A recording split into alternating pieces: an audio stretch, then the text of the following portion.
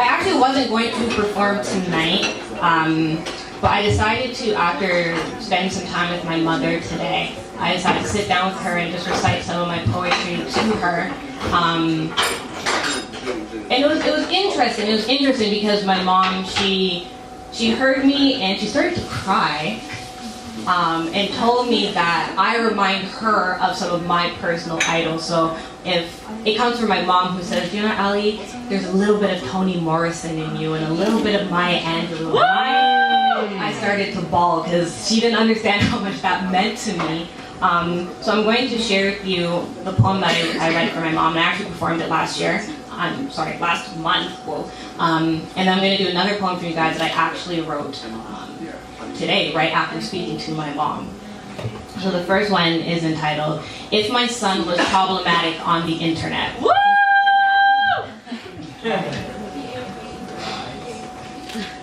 I am terrified of having a son who acts like the men I have encountered on the internet. I have imagined what could possibly happen if I was to accidentally stumble on his social media, falling face first in my own disgust and disappointment. My son, my black boy, who had been cradled in the strength of loving arms only a black woman possesses, has the nerve to sell me out for 300 retweets and 56 likes. Telling the world that my kinky hair that grows out of his head wasn't good enough. That my broad nose was too broad for his narrow mind. That my attitude that he inherited was too much to handle. See, he didn't like that I was not submissive. His mother was too much like the weather. I was calm, I was harsh, I was quiet, I was unforgiving, I was powerful, I was unable to be controlled. My son told the world that he couldn't reproduce with a black woman like me because he was too scared to birth black children like himself. My son decided to find refuge in other races, deeming his as unfit. Instead of finding refuge in my arms, knowing that I loved him regardless, he spits on me anyhow. Abusing my limitless love, displaying his dissatisfaction openly for others to pick me apart. When did my baby start to hate me so deeply? Who taught my boy to hate himself so immensely? Talking with an open mouth and a closed heart, swallowing what he believed was the black woman's worth from a European stance, forgetting the hand that fed him. He didn't understand the weight of the world that ripped through us like razor blades being wielded by our own seeds. So when our sons lick our wounds, they reopen our flesh with these cuts as if their taste buds taught them how to. I looked at my problematic son feeling as if I had failed him, but no one said that motherhood was easy. No one said that building a man would be easy, so I looked him in the face and I said, son, from this day forward, I need you to stomp your mother's spine into the roof of your mouth so every time you speak, you remind your vertebrae that I am the one that makes you stand upright.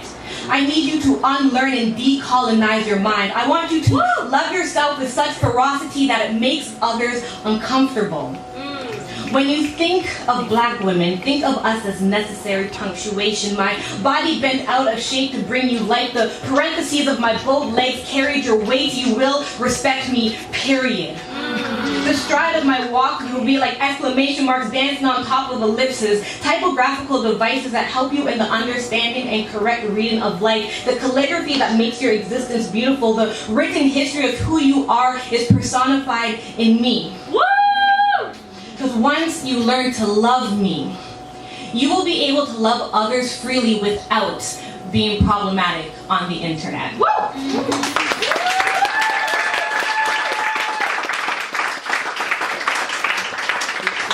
Thank you. The next one, so I might kind of stumble on it. I just wrote it a couple hours ago. And this one is entitled Say Her Name.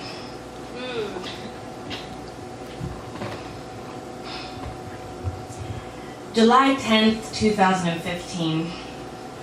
I forgot to use my turn signal while driving, and I saw the flashing lights of the cop car behind me and my heart started to race. The officer was hostile, yanking me out of my car after I refused to get out, and I asked why am I being arrested, but he didn't seem to get the message, so I didn't seem to get an answer. I was forced to the ground, face in the dirt, and arrested. 3 days later, I died in police custody, but no one marched for me.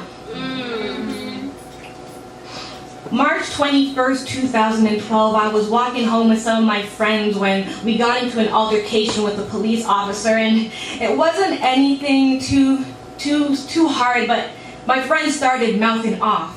See, Antonio decided to take out his cell phone and record the exchange, and next thing I hear is a loud noise, then Antonio drops his phone, then Antonio drops the floor, and I hear another loud noise, and then I hear nothing at all. I feel my face hit the pavement and my vision is disappearing, and all I can think is God, I don't want to die like this. But no one marched for me.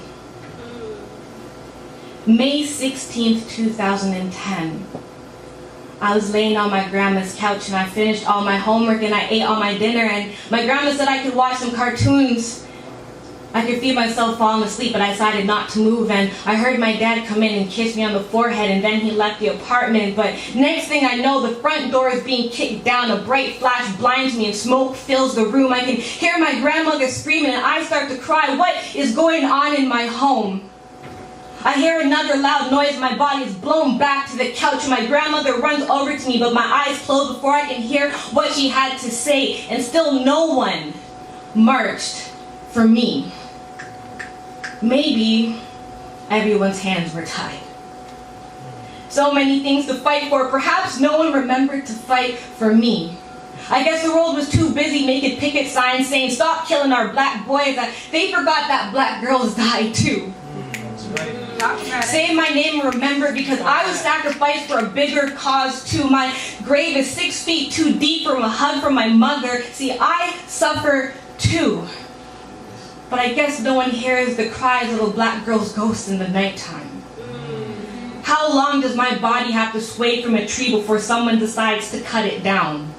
How long do I have to lay in the street, cameras flashing on me, before someone has the decency to cover me up with a sheet? How long does my body have to decompose before someone smell it rot? I get shot by the cops and no one notices me. I guess I'm just not that important. See, a young black boy dies and the world stops for him. Al Sharpton shows up for him. He is written in our history books as a martyr, and I get so much as a blurb in the comments section. The world loves to sympathize with the black man who gets shot by the cops or the white woman who gets raped, but the black girl who deals with both somehow falls in between the cracks, becoming no one's burden to bear other than her own. So when the same black boy you fight for stretches me out in a coffin, who fights for me? When a police officer mistakes my cell phone as a gun, who fights for me? When I am put through the school to prison pipeline, who fights for me? When I fight depression, who fights for me? We say Black Lives Matter, but who fights for me? We water these gardens filled with black boys' names, yet somehow the black girl story grows through the concrete, still wondering who fights for me. Thank you.